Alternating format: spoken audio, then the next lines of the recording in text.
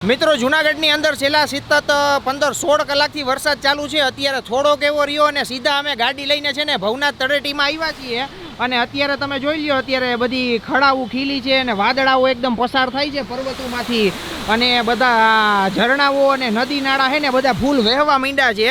એટલે વરસાદ જેવો રહ્યો ને એટલે બધા અત્યારે આખું જુનાગઢ કદાચ બહાર નીકળવું હોય ને એવું લાગે છે। અત્યારે આધ્યા ને પ્રાચી શું કરે છે? મકાઈ ખાઈએ છે કેમ કે વરસાદમાં મકાઈની મજા અલગ છે। આજે મેં બહારથી નથી લીધી, ઘરે મકાઈ બાફી અને લઈ આવી, મસ્ત બહુ મજા આવે। વાદળા તો જો વાદળા બાદળા ને બધું તમે મિત્રો જોઈ લ્યો, ઉપર તમે જોવ ને એટલે એકદમ તમારે વાદળા અહીંયા અત્યારે અમે ઊભા છીએ ને ન્યાય એકદમ આમ ધુમ્મસ છે।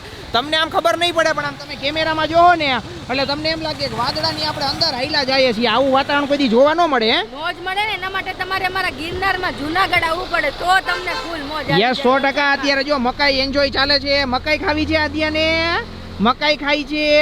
અરે વાહ ભાઈ વાહ, બેમ નહીં ધીમે ધીમે ખાવાનું, શાંતિથી ખાવાનું। મિત્રો અત્યારે જે જુનાગઢના ગિરનારની તળેટી ભવનાથ તળેટી જે કહેવાય ત્યાં વાતાવરણ છે ને આવું વાતાવરણ કદાચ ક્યાંય હોય જ નહીં, કારણ કે અહીંયા બધા જે નદી નાળા ઝરણાઓ તમે જોઈ લ્યો।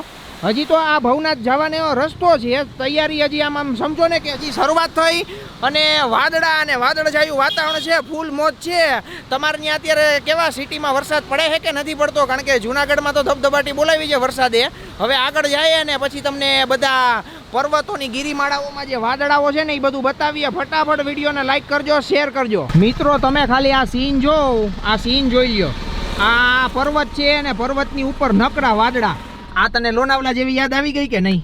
લોનાવેલા તો ક્યાંય હોય, આવો નજારો તો ક્યાંય ન મળે। નીચે જ્યાં દામોદર કુંડ ને આમ વહેતા હોય પાણી ને વરસાદ ને એમાં મકાઈ ને એના જેવી મજા ક્યાંય। 100% મિત્રો તમે વાતાવરણ જોઈ લ્યો ને એમાં શું છે કે વરસાદ છેલ્લા કન્ટિન્યુઅસ 15-16 કલાકથી એટલે કે કાલ બપોરથી ચાલુ હતો, હજી થોડો ઘણો રહ્યો છે, આમ ઝરમર તો ચાલુ જ છે, પણ જેવો રહી ગયો ને એટલે મેં કીધું આ ગ્રીનરી જોવા, વાતાવરણ છે ને બધું જોઈ લ્યો। આમાં આ વાદળા છે, આ ગિરનારની જે ગિરિમાળાઓ પર્વતોના વાદળાઓ આમ પસાર થતા હોય ને મકાઈ ગરમા ગરમ એન્જોય થતી હોય, એટલે આવું વાતાવરણ તમારે છે કે નથી તમે કહેજો। તો અત્યારે ફૂલ તાબડતોડ વરસાદની અંદર જુનાગઢની અંદર અત્યારે જે ફેમસ કાવો અત્યારે મગાવ્યો છે, અત્યારે ફેમસ કાવો મગાવ્યો છે। બહુ તીખો નથી કીધો ને પ્રાચી? ના મીડિયમ કીધો છે કેમ કે શરદી કફ એવું કઈ છે નહીં। હે ને થઈ ગયો ને કાવો?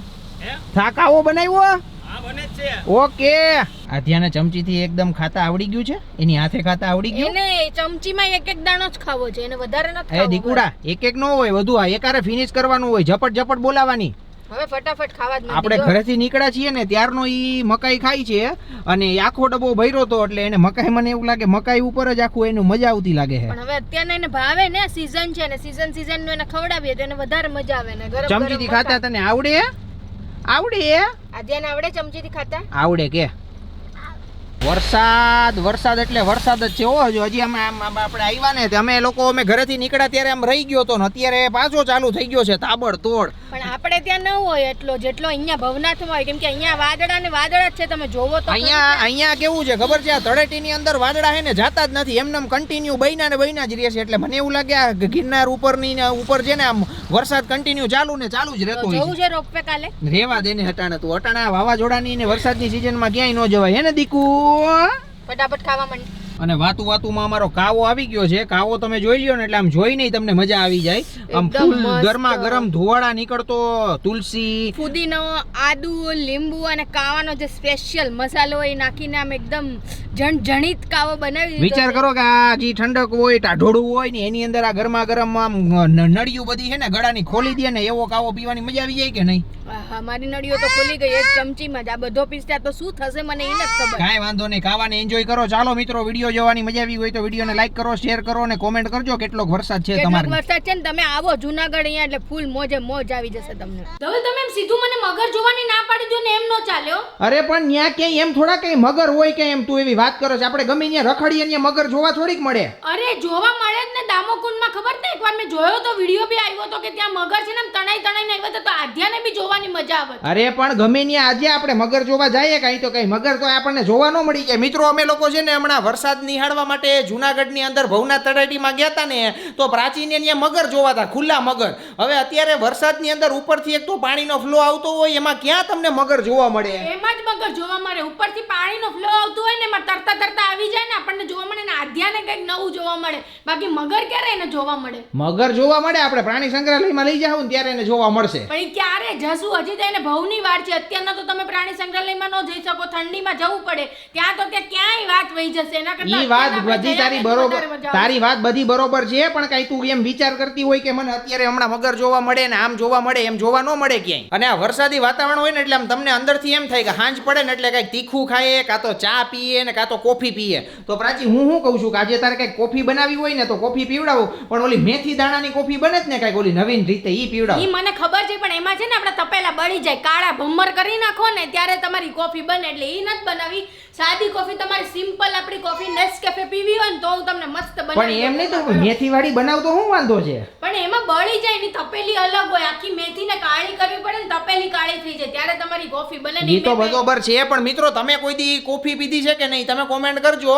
કારણ કે મેથી આપણે જે ઓલી કડવી કડવી મેથી આવે ને એની હોતોય કોફી બને ને તમે જો ઈ પીવું ને તો તમને એમ લાગે કે આપણે ઓરિજિનલ નેસ્કેફે વાળી કોફી પીએ છે ને એના જેવું જ લાગે. એટલે હું તો કહું પ્રાચી આજ ઈ બનાવ. પણ ઈ મેં સાંભળ્યું છે ધવલ, ઈ આપણે બનાવશું. તમે એમ નહીં કહો કે આમ કરીને આમ કરી નાખ ને ઓલું કરી નાખ, પણ આપણે એ વસ્તુ બનાવશું અને હું તમને મસ્ત સિમ્પલ કોફી બનાવીશ કે તમારે ઓલું દૂધ પીવું છે ગરમ એકદમ ઓલું મસાલેદાર. મસાલે બસાલે દૂધ નથી પીવું, કોફી પીવી છે. તું મારી વાતુને ફેરવી માં કોફી બનાવી દઉં તમને. હા તો ઈ હા તો ઈ કોફી મસ્ત બનાવી દઉં અને તમે ગરમા ગરમ આજે આ વાતાવરણમાં કોફી પીવો, મારા હાથની મજા આવી જશે. ઈ તો 100% વાત સાચી. એટલે મિત્રો વરસાદ ચાલુ હોય ને તો એમ તમને આવું જ મન થાય, કાં તો કોફી પીએ, કાં તો ચા પીએ ને કાં તો પછી ભજીયા ખાઈએ, પકોડા ખાઈએ. પણ હવે ભજીયા ને પકોડાનું પ્રાચીને કહીને તો પાછી માથે ચડી ગયા હે.